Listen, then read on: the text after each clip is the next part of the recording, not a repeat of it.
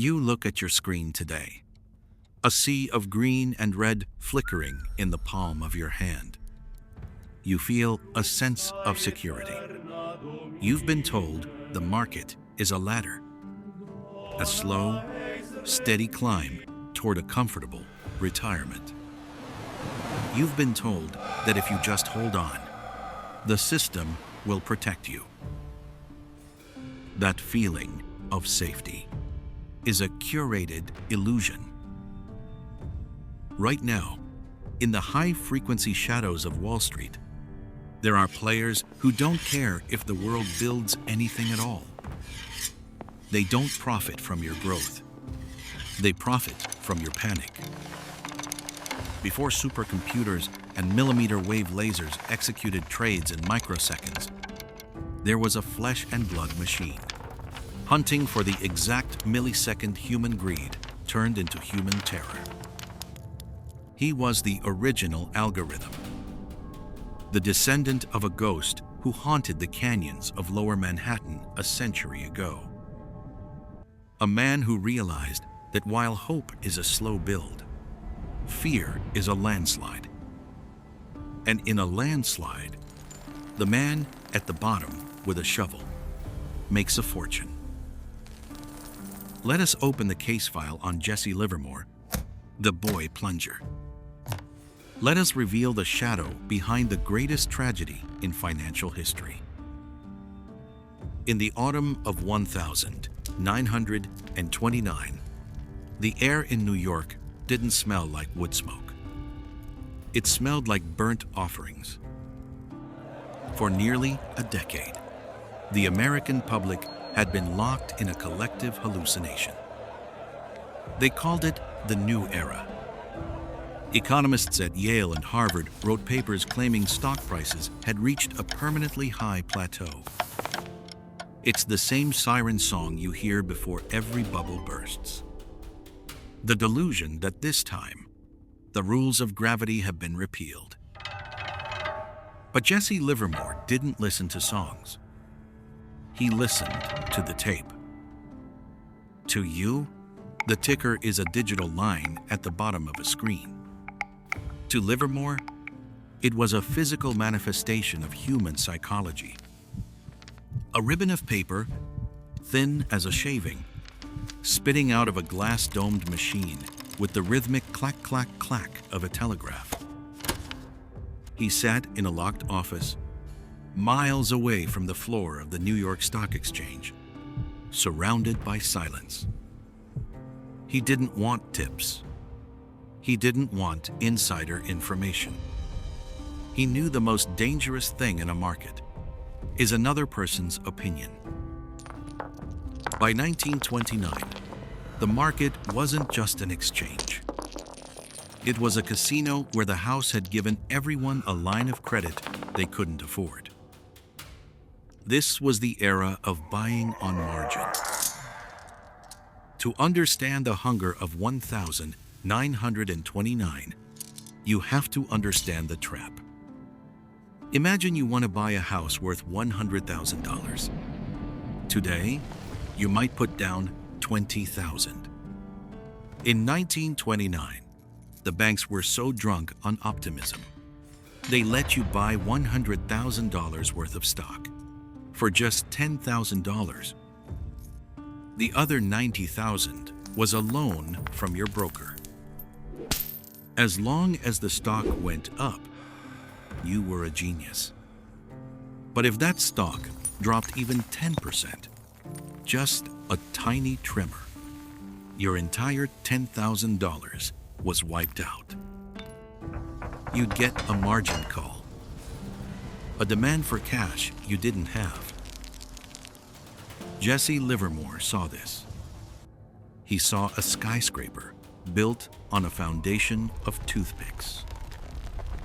While the rest of the world was long on America, buying shares of Radiocorp and U.S. Steel with money they didn't own, Livermore began to sharpen his knife. He wasn't looking for value. He was looking for systemic contagion. He was looking for the breaking point, where the long hope of the public would turn into a stampede for the exit. He began to short the market. In the noir of high finance, a short seller is a man who borrows your car, sells it for $10,000 today, and waits for the engine to explode.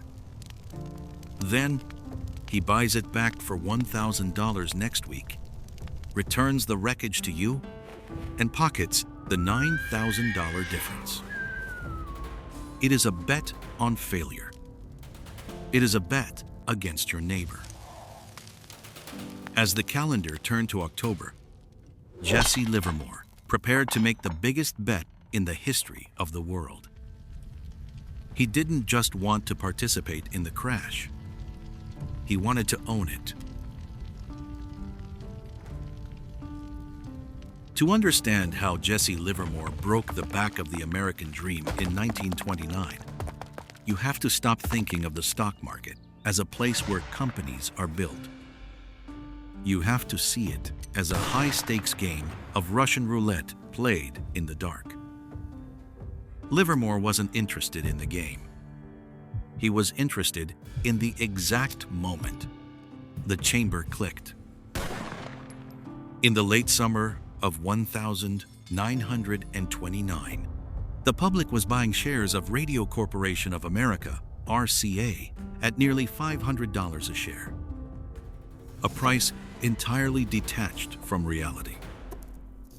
Meanwhile, Livermore was performing a forensic autopsy on the market's momentum.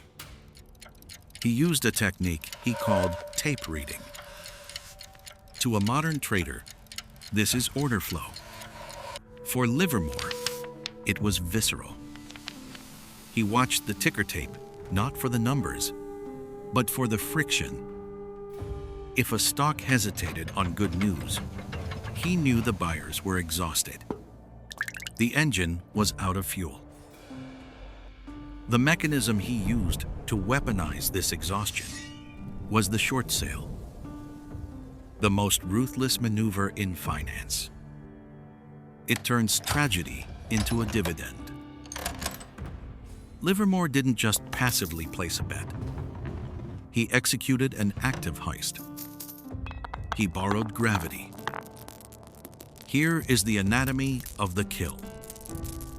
He picked up the phone and asked his broker for 10,000 phantom shares of a company like US Steel. Shares he didn't actually own. He immediately sold them to a greedy dentist in Ohio at the market top $260 a share, pocketing $2.6 million in cold cash. Now, Livermore was on the clock. He needed the market to bleed. If it went up, he faced infinite counterparty risk. But when the price collapsed to $150, he strolled back into the market. He bought the smoking wreckage of those 10,000 shares for only $1.5 million, handed them back to the broker, and walked away with a clean $1.1 million profit. But Livermore didn't just wait for the avalanche. He engineered it. He understood the 1-2-3 mechanism of the margin trap. First, the probe. He sent testing orders into the market, small shorts to see if the price would buckle. If it did, he knew the floorboards were rotten. Second, the hammer. Once he saw the weakness, he poured in the capital. By October 1929, he was shorting the entire market through over 100 different brokers to hide his fingerprints. He sold millions of dollars worth of stocks he didn't own, creating a massive artificial supply that choked the price. Third, the margin call. This was his kill shot. Remember that 10% margin everyone was using? As Livermore's selling drove prices down, those everyday investors hit their absolute limits. The brokers didn't ask for permission. they hit the liquidate button. They sold the customers' stocks at any price just to cover the loans. This triggered a massive liquidity cascade. Selling begat selling. Panic begat panic. On the 24th of October, 1929, Black Thursday, the cascade became a hurricane. The ticker tape, usually a few minutes behind the trade, began to lag by hours. The physical machinery of Wall Street broke under the sheer volume of human terror. Imagine trying to flee a burning building, but the exit door only opens once every 3 hours. That was the ticker lag. People sold their life savings into a void, not knowing the price until it was already 50% lower. Livermore wasn't just betting against the American public anymore. He was going to war with the Federal Reserve and the House of Morgan. The Big Six bankers, led by Thomas Lamont of J.P. Morgan, met in secret at 23 Wall Street. They walked out with a $25 million rescue pool to prop up the market.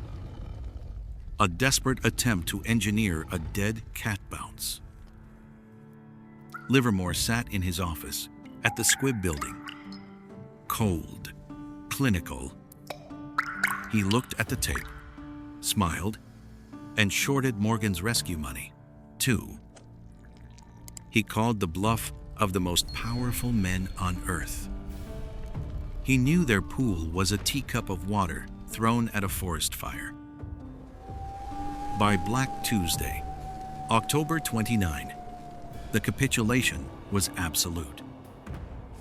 16 million shares changed hands, a record that stood for nearly 40 years. The value of the market didn't dip. It evaporated. $30 billion in wealth vanished in days. More than the United States had spent on the entirety of World War I. Enough to buy every single home in America twice over. Through the carnage, Livermore pyramided his positions. As the market bled, his profits grew. He used the market's own blood as collateral to sharpen his blade. When he finally walked home that night, his wife, Dorothy, was hysterical. She had read the papers.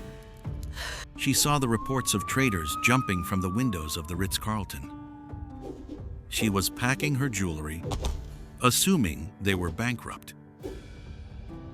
Jesse Livermore looked at her, exhausted. He handed her a slip of paper.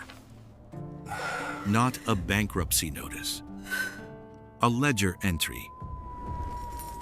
In a single day, while the world was plunged into a decade of poverty, Livermore had cleared a profit of $100 million. In 1929, $100 million was an inconceivable sum. Roughly $1.7 billion in today's currency. But its true power was darker. It was a fortune built entirely on the destruction of the middle class. He had become the Great Bear, the man who made $1 billion, watching the world burn. But as any forensic historian will tell you, when you short the world eventually collects the debt. The $100 million payday of 1,929 didn't feel like paper. It felt like lead. Jesse Livermore had done the impossible. He looked into the abyss of the Great Depression and extracted a dividend. While breadlines snaked around the corners of every major American city, Livermore moved into a $1.5 million mansion in Everglade, Florida. He bought a 300-foot yacht, a private railway car. He was the only man in America who won the War of 1929. But there is a specific physics to the market that Livermore failed to calculate: the social debt. When you make $1 billion betting on the failure of your neighbors, you don't just become rich, you become a pariah. The public didn't see a financial genius. They saw a vulture. The death threats were so constant, he had to hire a full-time security detail just to walk down the street. The Great Bear was no longer a nickname. It was an indictment. And here is the part they don't teach in business school. After the crash, President Herbert Hoover quietly summoned Livermore to Washington. Not to prosecute him, to ask what he saw next. The government didn't hate the Great Bear. They needed him. He wasn't just a villain. He was a necessary predator in an ecosystem sick with greed. You might think 1929 is a museum piece, a black and white tragedy from a bygone age. You would be wrong. The black engine Livermore built hasn't been dismantled. It's been automated. Today's Livermore doesn't sit in a locked office with ticker tape.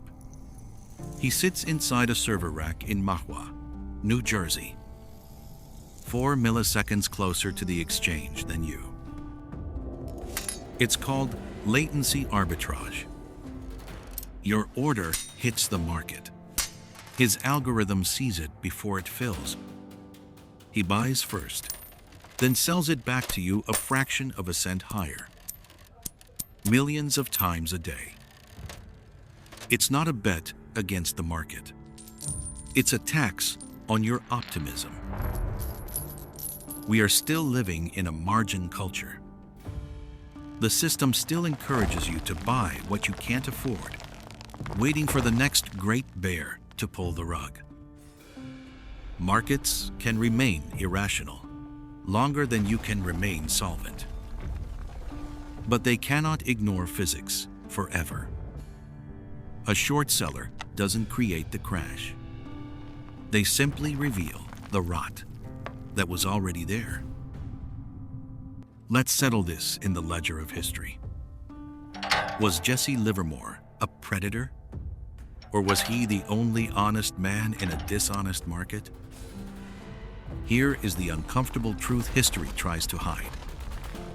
Jesse Livermore didn't kill the American economy. The American public did.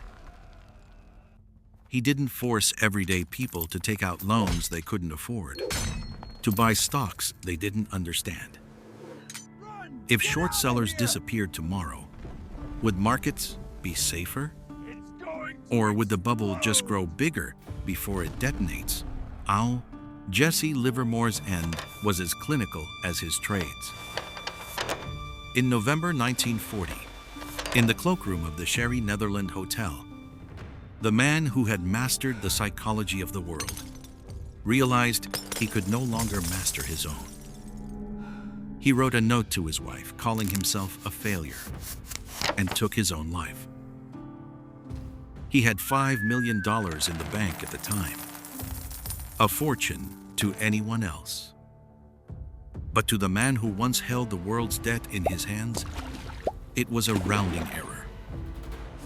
He had learned the hardest lesson of all. Money can buy you the exit, but it can't buy you the peace of mind to walk through it.